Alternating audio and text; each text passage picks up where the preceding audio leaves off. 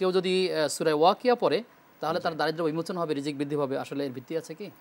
জি, এর ভিত্তি আছে, কিন্তু সেই ভিত্তিটি দুর্বল। ভিত্তিটি এসছে আব্দুল্লাহ বিন মাসউদ রাদিয়াল্লাহু তাআলা আনহু থেকে বর্ণিত। তিনি বলতেন যে নবী সাল্লাল্লাহু আলাইহি ওয়াসাল্লাম বলেছেন, যদি কোনো ব্যক্তি বিশেষ করে মাগরিবের সালাতের পরে সূরাতুল ওয়াকিয়া পাঠ করে নিয়মিত, আল্লাহ তাআলা লাম তুসিবহু ফাকাতুন আবাদান, তাকে কখনো দারিদ্রতা স্পর্শ করবে না।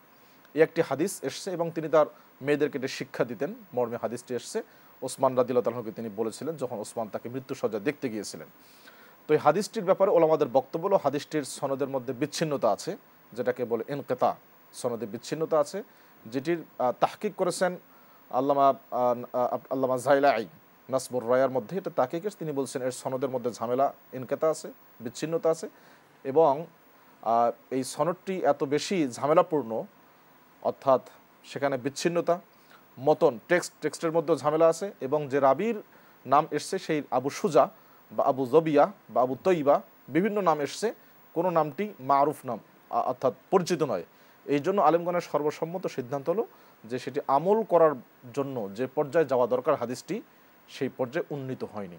আপনি সূরা ওয়াকিয়া এমনি গুরুত্বপূর্ণ অবশ্যই, যে কোনো সময় পাঠ করা যায়, প্রত্যেকটা সূরাতে গুরুত্বপূর্ণ, চাইলে যে কোনো সময় এটা কিন্তু বিশেষ করে এই সূরা পাঠ করলে দারিদ্রতা বিমোচন হবে মর্মে যে বর্ণনাটি সেটি দুর্বল। এটা ওই হিসাবে আমল করা যাবে না, এমনিতে আপনি আমল করতে পারেন, সমস্যা নেই।